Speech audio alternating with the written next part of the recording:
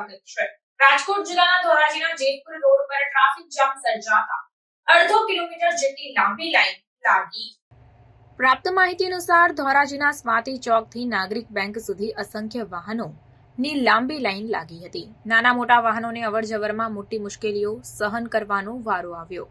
ધોરાજીના Jetpur road પર વેપારીઓમાં રોષ જોવા મળ્યો। આ ટ્રાફિક જામને લઈને ગ્રાહકો આવતા પણ નથી અને ધંધા વેપારમાં નુકસાન થઈ રહ્યું છે।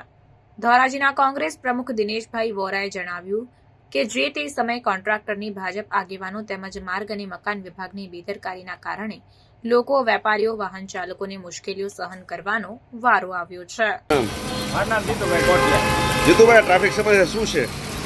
ટ્રાફિક સમસ્યામાં એવું છે કે જ્યારથી આરસીસી રોડ બન્યો છે, આરસીસી રોડ એકદમ નીચો બનાવવામાં આવ્યો છે। નીચો બનાવવાને કારણે રોડ થઈ ગયો છે સાંકડો રોડ હોવાને કારણે એટલી બધી ટ્રાફિક સમસ્યા થાય છે કે એની વાત જ જવા દો।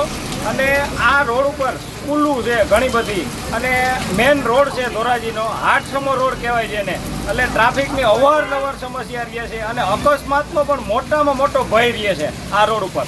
આ જે ટ્રાફિક સમસ્યા છે કેવી મુશ્કેલી પડી તમને?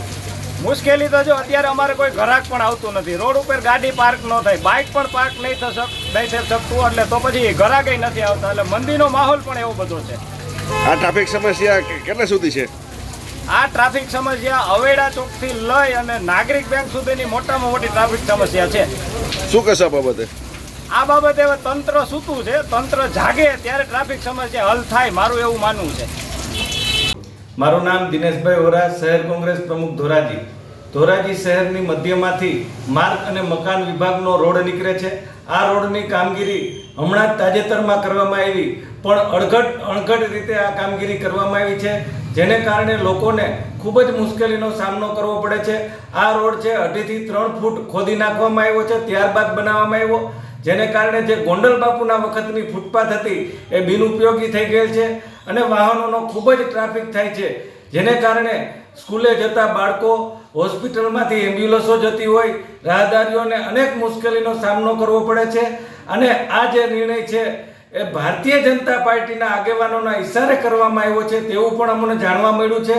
લોકોને ખૂબ જ મુશ્કેલીનો સામનો કરવો પડે તેવી રીતે આ રોડ બનાવવામાં આવ્યો છે। ટ્રાફિક સમસ્યાઓ અત્યારે ચાલે છે તો શું કહેશો?